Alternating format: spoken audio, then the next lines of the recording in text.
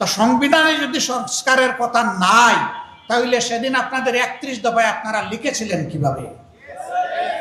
যদি নাই তাইলে আপনারা গণভোট চাইলেন কেন? যদি নাই তাহলে হাফ উঠে জনগণকে আহ্বান জানালেন কেন?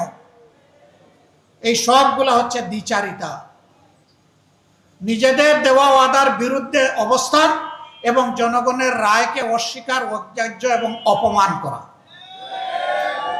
ইতিমধ্যে জাতীয় জীবনে কিছু সমস্যা সৃষ্টি হয়েছে। যে জুলাই আজকের এই পরিবেশ আমাদেরকে দিল, যেই জুলাই 2026 সালের 12 ফেব্রুয়ারির নির্বাচন এনে দিল, সেই জুলাই একসাথে দুটো নির্বাচন দিয়েছিল, একটি সংসদ নির্বাচন আর একটা গণভোটে নির্বাচন। দুই নির্বাচনে আপনারা আপনাদের মূল্যবান রায় প্রদান করেছেন।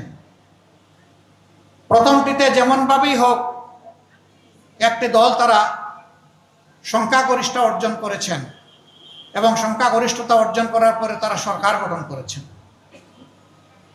এখানে তারা বলছেন তাদেরকে 51% মানুষ ভোট দিয়েছে, কিন্তু গণভোটে সংস্কারের পক্ষে সংবিধানের যে সমস্ত আইনের কারণে এতদিন জনগণ অধিকার হারাচ্ছিল, ফ্যাসিবাদ কায়েম হয়েছিল, সেই জায়গাগুলো পরিবর্তন করে সংস্কার করার পক্ষে রায় দিয়েছে 68.1% মানুষ।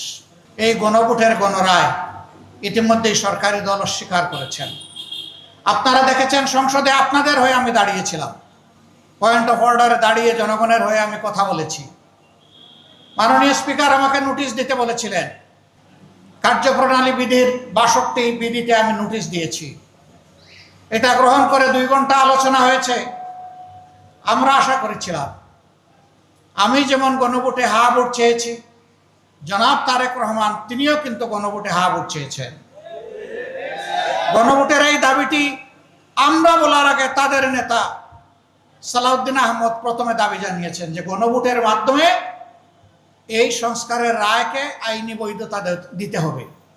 আমরা সমর্থন করেছি।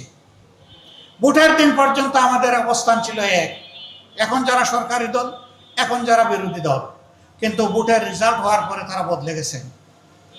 যখনই তারা 2/3 সংখ্যাগরিষ্ঠতা যেভাবেই হোক, যে মেকানিজমে হোক তারা লাভ করেছেন, এরপরেই তারা অতীতের সমস্ত ওয়াদা ভুলে গেছেন।